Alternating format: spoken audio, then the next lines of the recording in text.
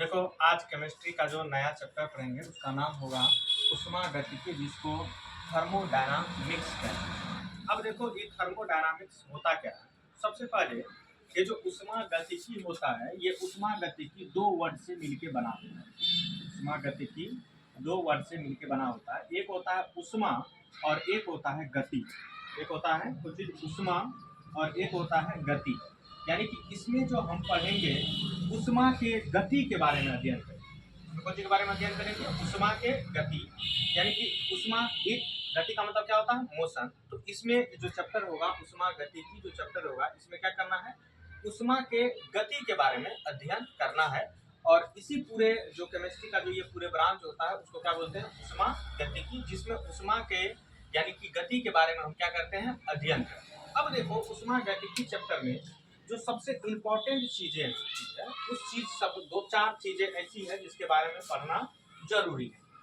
देखो पहला चीज यंत्र। पहला चीज होता है जिसको क्या बोलते हैं? यंत्र। दूसरा होता है परिवेश। दूसरा होता है परिवेश और तीसरा होता है सीमाएं।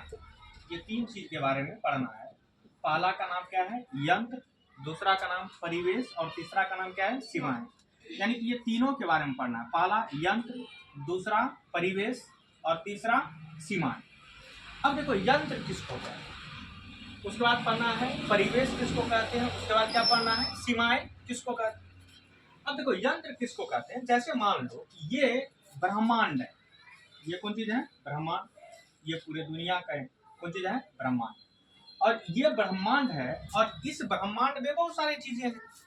अब देखो ये ब्रह्मांड है, दुनिया यानी कि पूरा दुनिया इसमें बसा हुआ है, लेकिन इसमें बहुत सारी चीजें हैं। लेकिन उस बहुत सारे चीजों में किसी एक चीज के बारे में हमको अध्ययन करना है। किसी एक चीज के बारे में क्या करना है? पढ़ना है। यदि मान के चलो ये पूरे ब्रह्मांड है और उस पूरे ब्रह्मांड में किसी हम एक चीज के बारे में क्या करते हैं? पढ़ते हैं। तो वही जिस चीज के बारे में पढ़ते हैं उसी को यंत्र कहते हैं। उसको क्या कहते हैं? यंत्र। यंत्र समझ में आया? यानी कि ब्रह्मांड का वैसा चीज जिसके बारे में हम लोग पढ़ते हैं, उसका अध्ययन करते हैं, उसको क्या बोलते हैं? यंत्र। उसको क्या बोल देंगे? यंत्र। जिसको सिस्टम भी कहते हैं। क्या बोलते हैं? सिस्टम। यानी कि ब्रह्मांड का वैसा चीज जिसके बारे में हम क्या करते हैं? अध्ययन। यानी कि इसी के बारे में फुल अध्ययन करेंगे तो इसी को क्या बोलेंगे? यंत्र कहते हैं।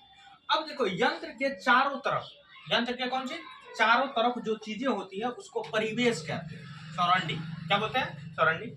यानी कि देखो कि ये यंत्र है और यंत्र के चारों तरफ जो होता है उसको क्या बोलते हैं? परिवेश। अब मान के चलो कि ये पूरा क्षेत्र है, यानी कि ये पूरा ब्रह्मांड है और इस ब्रह्मांड में देखो यहाँ पर हम हैं, यहाँ पर बोर्ड है, यहाँ पर और बहुत सारे चीजें। लेकिन मान लो क्या करना है, हमको अध्ययन करना है ई बोर्ड के बारे में। यानी कि बोर्ड ठोस है, द्रव है, गैस है, किस अवस्था में है। तो यदि हम इसको ओनली फॉर बोर्ड के बारे में अध्ययन करेंगे, पढ़ेंगे, तो ये बोर्ड क्या होगा? यंत्र होगा। ये बोर्ड क्या हो जाएगा? यंत्र। और देखो बोर्ड के बगल में हम हैं, तो यानी कि अध्ययन जिस चीज का करेंगे उसको क्या बोलेंगे? यंत्र। और बोर्ड के बगल में हम हैं तो इसका मतलब हम परिवेश हैं। हम कौन चीज है? परिवेश। यानी कि देखो जिसके बारे में अध्ययन करेंगे उसको क्या बोल देंगे? यंत्र। और जो यंत्र के अगल बगल में चीजें होगी उसको क्या बोल देंगे? परिवेश। जैसे मान के चलो कि मेरे बारे में अध्ययन होगा और बोर्ड के बारे में अध्ययन होगा, तो हम और बोर्ड क्या है? यंत्र है। और हमारे चारों तरफ जो भी चीजें हैं सब क्या है? परिवेश। कौन चीज है? ये परिवेश। अब देखो परिवेश समझ में आ गया, यंत्र समझ में आ गया। यानी कि जिसके बारे में हम अध्ययन करेंगे उसको क्या बोलेंगे? यंत्र। जिसको क्या कहेंगे? यंत्र। और यंत्र के चारों तरफ जो चीजें होगी उनको क्या बोल देंगे? परिवेश। अब एक बात तो समझो, यहाँ पर ये यंत्र है, ये कौन चीज है? यंत्र। यानी कि इसके बारे में अध्ययन करेंगे तो उसको क्या बोलेंगे? यंत्र। और इसके यंत्र के जो अगल बगल वाला चीज होता है उसको क्या बोलते हैं? परिवेश। कौन चीज बोलेंगे? परिवेश। अब देखो यंत्र, ये कौन चीज है? यंत्र। और ये क्या है? परिवेश। तो यंत्र और परिवेश को अलग करने की कुछ सीमाएं होती है जिसको इंग्लिश में बाउंड्री कहते हैं। इंग्लिश में क्या बोलते हैं? बाउंड्री। जो यंत्र और परिवेश को क्या करता है? बगल करता है, यानी कि अलग करता है। कौन सी करता है? अलग। यानी कि यंत्र अलग है और परिवेश क्या है? अलग है।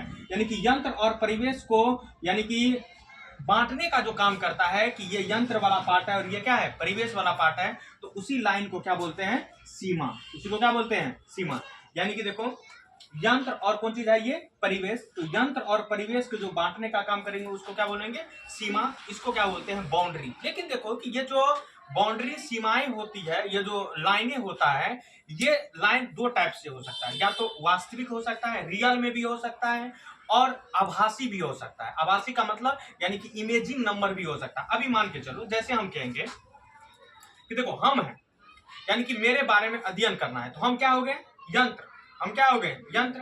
और हम मेरे बारे में अध्ययन करना है तो हम यंत्र हैं, लेकिन हमारे चारों तरफ जो चीजें हैं ये क्या है? परिवेश। ये कौन चीज है? परिवेश। तो मान लो कि हम यंत्र हैं, हम कौन चीज है? यंत्र। और ये हमारे बगल में है, ये हमारे कौन चीज में है? बगल में। तो ये क्या है? ये मार्कर कौन चीज हो गया? परिवेश। लेकिन हम यंत्र हैं और मार्कर क्या है? परिवेश है। इसके बीच में लाइन है? नहीं, इसके बीच में लाइन नहीं है। लेकिन एक चीज समझो कि ये परिवेश है और हम क्या है? यंत्र हैं। लेकिन यंत्र और परिवेश को यानी कि बांटने का कोई न कोई लाइन क्या करता है? काम करता है, जो लाइन हमको दिखता नहीं है। तो ये लाइन कैसा है? आभासी है कि वास्तविक है? आभासी। ये लाइन कैसा है? आभासी है। तो इसी लाइन को क्या बोलते हैं? सीमाएं। अभी देखो, जैसे मान के चलो तुम लोग कोई घर में सुतल, यानी कि पूरा रूम है, रूम क्या है? बंद है। अब रूम बंद है तो यानी कि चारों तरफ से क्या है? दीवार ही लगी हुई। चारों तरफ से कौन सी लगा हुआ है? दीवार। अब देखो कि चारों तरफ से यदि दीवार लगा हुआ है तो वो जो दीवार होगा वो कौन सी होगा? दीवार। वो देखो अंदर में कोई चीज है, जो कौन चीज है? यंत्र। और वो घर के बाहर वाला चीजें जो होगा वो क्या होगा? परिवेश। कौन सी होगा? परिवेश। तो वो जो दीवार है वो दीवार क्या होगा? सीमाएं। दीवार क्या होगा? सीमाएं। तो सीमा जो होती है ये वास्तविक भी हो सकता है और आभासी भी हो सकता है। सीमा क्या हो सकता है? वास्तविक और आभासी दोनों। तो एक चीज समझो कि ये तीनों वर्ड का मतलब समझ गया होगा। पहला वर्ड का नाम क्या है? यंत्र। जिसके बारे में हम क्या करते हैं? अध्ययन करते हैं, उसको क्या बोल देंगे? यंत्र। उसको कौन सी कहेंगे? यंत्र। और यंत्र, और जिसके बारे में हम करते हैं अध्ययन करेंगे उसको क्या बोलेंगे? यंत्र। और यंत्र के चारों तरफ जो चीजें होगी उनको क्या बोलेंगे? परिवेश। क्या बोलेंगे? परिवेश। और यंत्र और परिवेश को जो अलग अलग बांटने का काम करता है, जो वो सीमा होती है, यानी कि जो वो लाइन होता है, उसको क्या बोलते हैं? सीमाएं। यानी कि यंत्र और परिवेश को बांटने का जो काम करता है उसी को क्या बोलते हैं? सीमा, जिसको इंग्लिश में क्या बोलते हैं? बाउंड्री।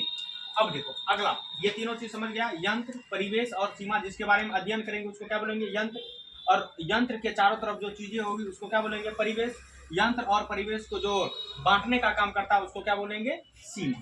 अब देखो दो चीजें और पढ़ते हैं। एक देखो माइक्रो, एक वर्ड का नाम क्या होता है? माइक्रो। और एक वर्ड ये भी होता है माइक्रो। देखो दो वर्ड, एक मैक्रो, माइक्रो। अब देखो ई मैक्रो और ई माइक्रो का मतलब क्या होता है पहले समझो। जैसे मान के चलो तुम लोग 10वां क्लास में इकोनॉमिक्स पढ़ा होगा। अब इकोनॉमिक्स पढ़ा होगा, वो इकोनॉमिक्स में जीडीपी के बारे में बात करता है। कौन सी के बारे में बात करता है? जीडीपी।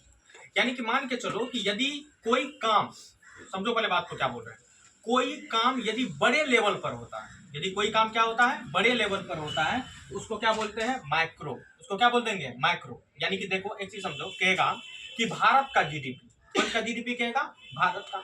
तो भारत का जीडीपी एक बड़े लेवल का जीडीपी होगा। भारत का जीडीपी कौन सी का होगा? एक बड़े लेवल का जीडीपी होगा, तो उसको क्या बोल देंगे? माइक्रो।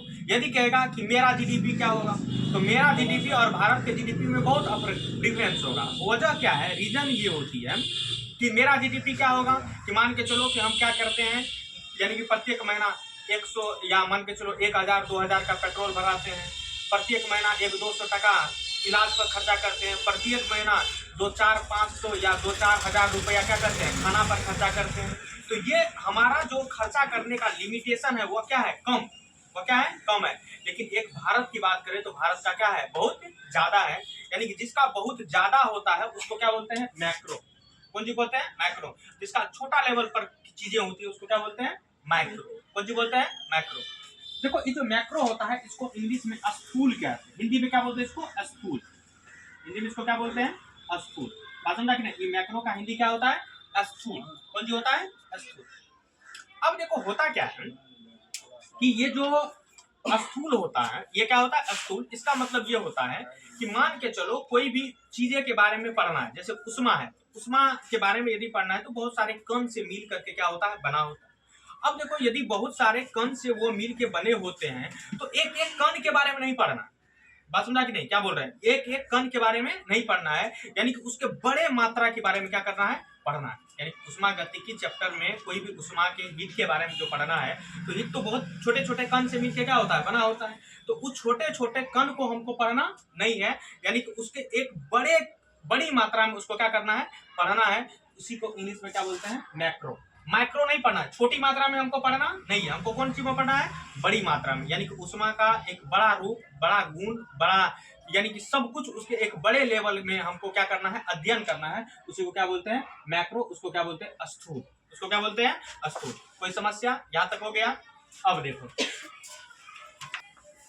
ये जो स्थूल होता है, ये स्थूल के गुण होता है। यानी कि अब देखो गुण क्या होता है, निकाय यंत्र कुछ करता है, जिसको क्या बोलते हैं, सिस्टम।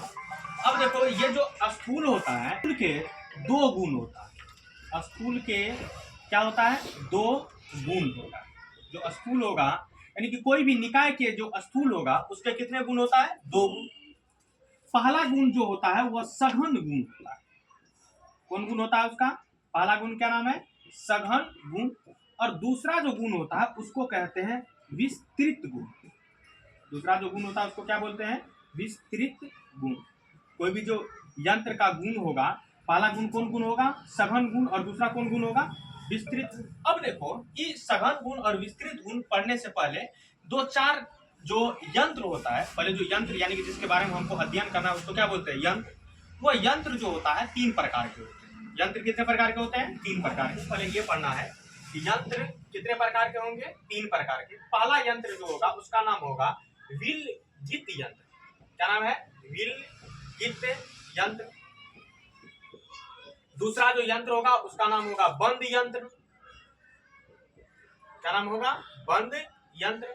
और तीसरा जो यंत्र होगा उसका नाम होगा खुला यंत्र। देख लिया, यानी कि देखो यंत्र जो होता है, सिस्टम जो होती है वो कितने प्रकार के होते हैं, तीन प्रकार के। पहला का नाम विलगित यंत्र, दूसरा का नाम बंद यंत्र, और तीसरा का नाम क्या है, खुला यंत्र। अब एक चीज समझो कि विलगित यंत्र क्या होता है, पढ़ना किसके बारे में है, विलगित यंत्र क्या होता है। उसके बाद किसके बारे में पढ़ना है, बंद यंत्र। उसके बाद किसके बारे में पढ़ना है, खुला यंत्र। अब देखो जैसे इस यंत्र को समझने के लिए एक एग्जाम्पल ले लेते हैं। एग्जाम्पल देखो काफी आसान है। मान लो कि ये कोई कप है, ये कोई क्या है, कप। अब देखो इस कप में चाय भरा हुआ है, कप में क्या भरा हुआ है, चाय। अब देखो इस कप में जब चाय भरा हुआ है, तो अभी देखो एक चीज समझो, ये कप में चाय भरा हुआ है और चाय गर्म है, और इस चाय को हम यानी कि इस कप में क्या किए, दे दिए। अब देखो जैसे ये चाय को कप में दिए, तो एक बात तुम बोलो कि ये चाय जो होगा वह धीरे धीरे क्या हो जाएगा, ठंडा हो जाएगा। धीरे धीरे क्या हो जाएगा, ठंडा। अब देखो यहाँ पर ये जो चाय है, ये चाय क्या है, यंत्र। ये चाय कौन चीज है, यंत्र। एक चीज समझो पहले बात को क्या बोल रहे हैं हम, यानी कि ये देखो ये चाय अभी क्या है, यंत्र है। और ये चाय जो है धीरे धीरे क्या होगा, उष्मा इसका, यानी कि अभी उष्मा इसका, यानी कि ये हीट है, यानी कि ज्यादा गर्म है, लेकिन धीरे धीरे क्या हो जाएगा, ये कौन सी हो जाएगा, ठंडा। यानी कि इसका मतलब इसका उष्मा जो है परिवेश में चले जाएगा। उष्मा कौन सी में चले जाएगा, परिवेश में। और चाय है, तो चाय में तुम देखा होगा, चाय में देखा होगा कि यानी कि धीरे धीरे भाप के रूप में, कौन सी के रूप में, भाप के रूप में, यानी कि वाष्प के रूप में धीरे धीरे ये उड़ते रहता है। जब गर्म चाय होगा धीरे धीरे क्या होगा, उड़ते रहेगा। तो इसका मतलब है इसके द्रव्यमान में भी परिवर्तन होगा। इसके कौन सी में परिवर्तन होगा, द्रव्यमान। एक चीज समझो, यानी कि इसके उष्मा में भी परिवर्तन होता है। पहले देखो ये पहले चाय गर्म था, अब चाय थोड़ा देर के बाद क्या हो गया, ठंडा। ठंडा हुआ कि नहीं, तो इसका मतलब उष्मा में परिवर्तन हुआ। उसके बाद देखो कि यानी कि यही चाय धीरे धीरे कहाँ जा रहा है, ऊपर। धीरे धीरे क्या जा रहा है, ऊपर। यानी कि इसका मतलब जितना इसकी मात्रा थी, मात्रा में भी क्या हो गई, कमी। यानी कि द्रव्यमान में भी क्या हो गया, कमी। इसका मतलब यह है कि इस यंत्र में उष्मा में भी परिवर्तन हो रहा है, और उष्मा के साथ साथ किसमें हो रहा है, द्रव्यमान। यानी कि उष्मा और द्रव्यमान दोनों में परिवर्तन होता है, उसको खुला यंत्र कहते हैं। उसको कौन यंत्र कह देंगे, खुला यंत्र। एक चीज समझो, यानी कि चाय में क्या हुआ, उष्मा में परिवर्तन हुआ, और कौन सी में परिवर्तन हुआ, द्रव्यमान। तो उष्मा और द्रव्यमान जिसमें उष्मा और द्रव्यमान दोनों में परिवर्तन होता है, उसको कौन यंत्र कहेंगे, खुला यंत्र। उसको कौन यंत्र कहेंगे, खुला।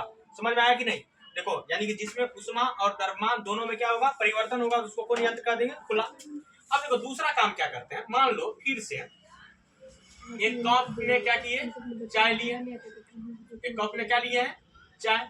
अब देखो ये चाय है, कप में लिए हैं, लेकिन ऊपर से एक ढक्कन से इसको क्या कर दिया, ढक दिया। ऊपर से क्या कर दिया, ढक दी। अब देखो इसको क्या कर दिए हैं, ढक दिए।